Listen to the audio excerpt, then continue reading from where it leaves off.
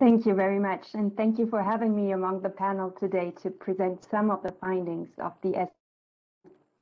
Thanks for asking these tricky questions. Very difficult question because we are experiencing a systemic problem where everything is linked. There's no such thing as a single linear relationship between the different subsystems, sectors, or habitats, and there is no single guilty sector with which we could start with. And just like Ambassador Arslan said in his statement, everything needs to be changed. So where to start? We could go back to the root causes of this systemic crisis that we experience in the Mediterranean and in the world, by the way. And we must go back to the drivers of change. So the main driver of change in the planet's recent history are human activities. And what drives human activities are, on one hand, our basic needs for food, shelter, etc., but also, on the other hand, our prevalent values and aspirations.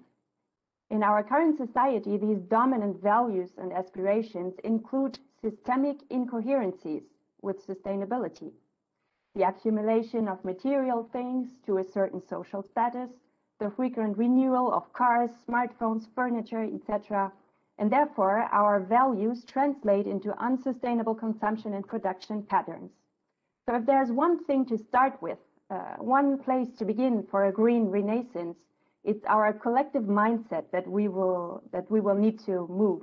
It will be the most efficient lever of action.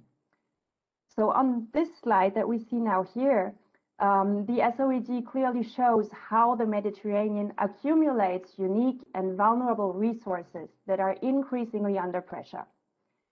The region is a biodiversity hotspot with the highest rate of endemic species in the world.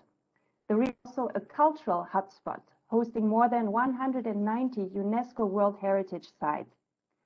At the same time, population concentration is a main pressure, with 70% of the Mediterranean population living in cities and around 1/3 in the Mediterranean coastal zone. And this situation is even further exacerbated by intense tourist flows. Indeed, the Mediterranean is the world's #1 tourism destination, with around 30% of the world's tourist arrivals. The Mediterranean is also one of the world's busiest shipping lanes and hosts 17% of the world's oil tanker capacity.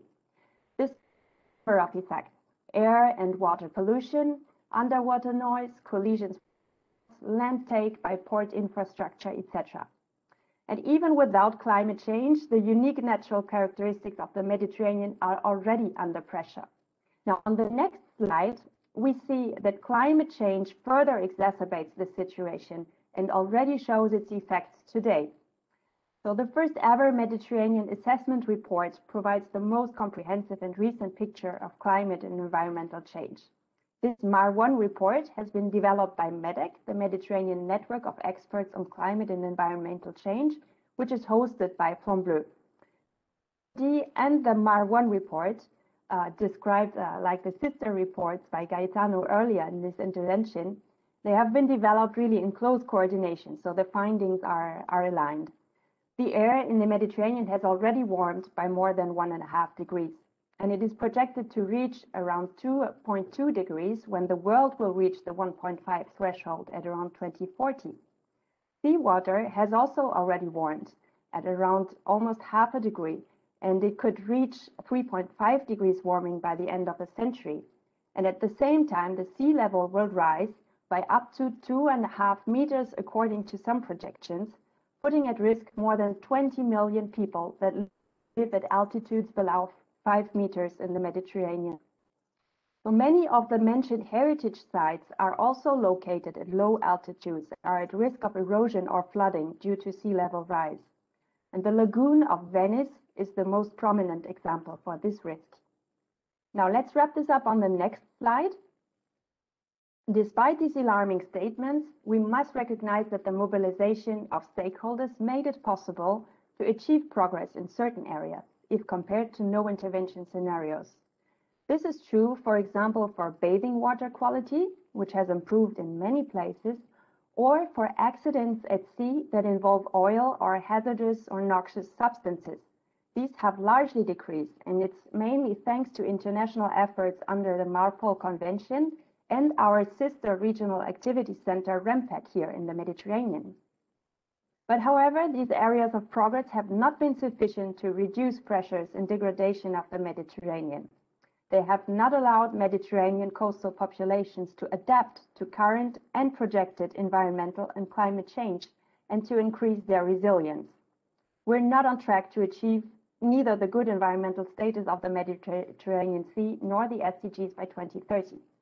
And what the Mediterranean needs is a fundamental reorganization of the Mediterranean system overall, with profound changes of behavior at all levels and in all areas. The flicking of the green switch must be generalized and mainstreamed into collective and individual decisions. Here, actually, the image of a binary state of the switch, which is either on or off, it can be a very helpful way. We need to completely abandon the unsustainable development paths and organize a systemic switch. The half-hearted decisions and policies will not have their place in resolving the challenges ahead. Now, this last slide identifies 10 levers of action to achieve the profound changes that are needed to avoid the projected and already ongoing systemic failures. I would just go into some of them. I will start with enforcement. The UNEP Barcelona Convention system can play a major role in fostering sustainability transitions. However, this requires an urgent step up from plannings and commitments to widespread implementation on the ground and effective enforcement.